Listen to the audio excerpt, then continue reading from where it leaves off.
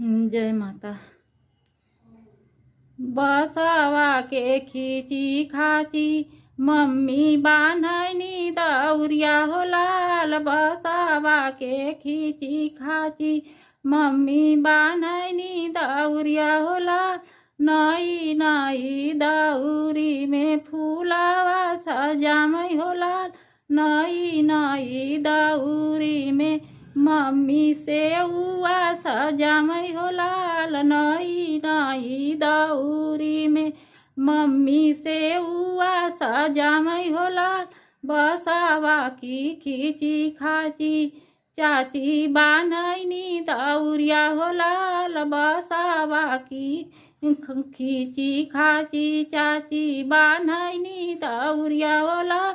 नई नई दौरी में चाची अनारस सजामई हो लाल। नई नई दौरी में गजला सजामई हो लाल। नई नई दौरी में चाची हरदी सजामई हो लाल। नई नई दौरी में चुनरी सजामई हो लाल।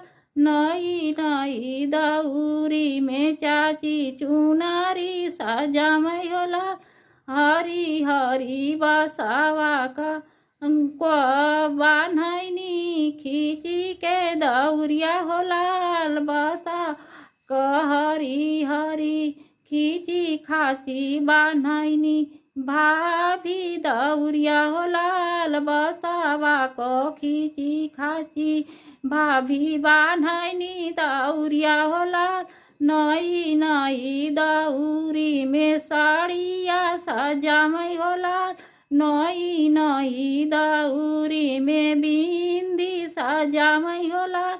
नई नई दौरी में भाभी सेनुरा सजामई हो लाल। नई नई दौरी में भाभी चुनरी सजामई हो लाल। नई नई दौरी में भाभी नारियल सजामई हो लाल।